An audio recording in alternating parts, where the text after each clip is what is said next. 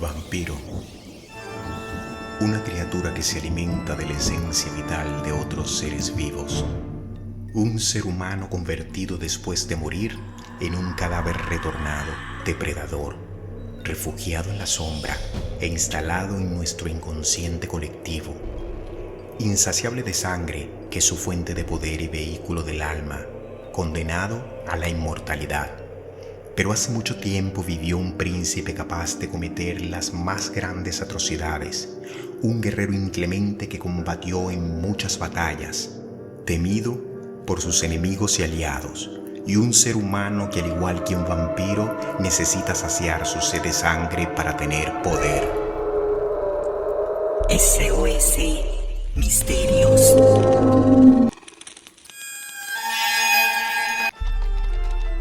El 26 de mayo de 1897 fue publicada una de las novelas de terror más famosas de la historia, Drácula. Inspirado en leyendas del centro de Europa sobre vampiros y no muertos, Bram Stoker comenzó a indagar, descubriendo la historia de un príncipe rumano conocido como Vlad Draculea, quien vivió en el siglo XV y quien instauró el miedo durante varios años por su gesta sanguinaria. La mayoría de autores estaban de acuerdo en que Vlad III de Valaquia nació en 1431 en Sigizora, Transilvania, y fue uno de los 3 hijos de Vlad II, gobernador de Valaquia. Las crónicas de su época mostraban a un Vlad cruel al que le gustaba torturar y matar lentamente a sus víctimas. Incluso existen grabados que constatan las afirmaciones de que llegaba a beber sangre de estas personas mojando un pan en ella. En 7 años de gobierno repartidos en 3 periodos, ejecutó alrededor de 10.000 personas usando técnicas de empalamiento, las cuales extendían el tiempo de agonía hasta causar la muerte. Es por esto que a partir del siglo XVI comenzaron a llamarle Vlad el Empalador. Pero su infancia fue dura y vivía en un ambiente de cotidiana violencia. Con apenas 13 años, le llevaron a la corte otomana junto con su hermano Radu como rehén o garantía de sumisión. Su padre había establecido una alianza con los turcos que le enemistó con el regente de Hungría, así que este, en 1447, en una ofensiva contra Vlad y con la ayuda de nobles prohúngaros, causan la muerte del voivoda y de su hijo Mircea. Las represalias a causa de las disputas territoriales eran practicadas de manera masiva y en forma de ejecuciones, ya que las guerras que se libraban en las fronteras eran constantes y de extraordinaria violencia. A un año de estar en el trono, Vlad había sido expulsado por Hunjadi, pero este se vio obligado a contar con Vlad nuevamente para combatir con los otomanos. Vlad tuvo que olvidar momentáneamente el rencor por la muerte de sus familiares y se lanzó al combate. Logra recuperar el poder y consolidarse en el gobierno de Valaquia por los próximos 6 años, en los que se ganó la siniestra reputación que hoy conocemos.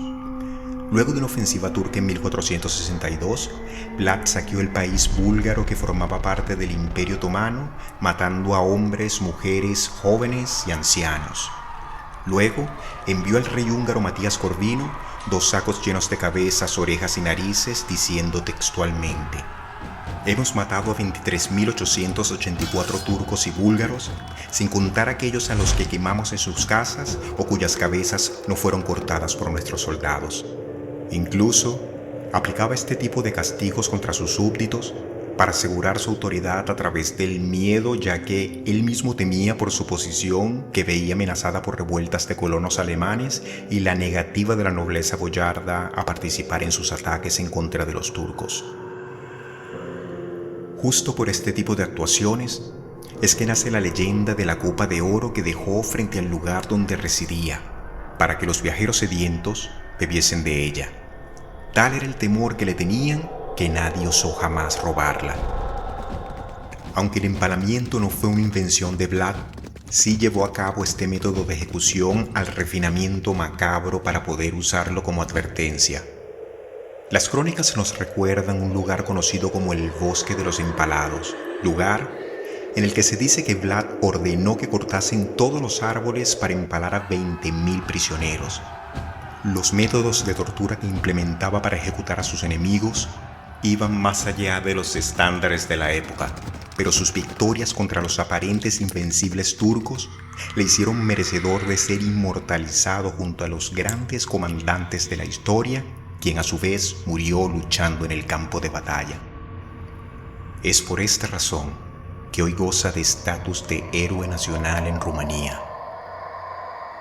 Algunos historiadores aseguran que tras su muerte, su cabeza fue exhibida en Estambul y su cuerpo fue enterrado en el monasterio del lago Snagov. Pero recientes investigaciones ubican su tumba en una iglesia de Nápoles. Hoy en día, muchas personas visitan el castillo de Bram en Rumanía por su vínculo con el personaje ficticio del conde Drácula, aunque el inspirador del personaje Vlad Tepes nunca vivió allí, sino en otra fortaleza en ruinas conocida como el Castillo Poenari, ubicado en el distrito de Arges en Valaquia. La obra de Bram Stoker sembró en nuestras mentes una historia de oscuridad, sangre e inmortalidad, inspirado en un personaje de la vida real que de lejos supera la ficción. Vlad Tepes, capaz de las peores atrocidades o héroe por defender a cualquier precio los intereses de su nación. El misterio continúa. SOS Misterios.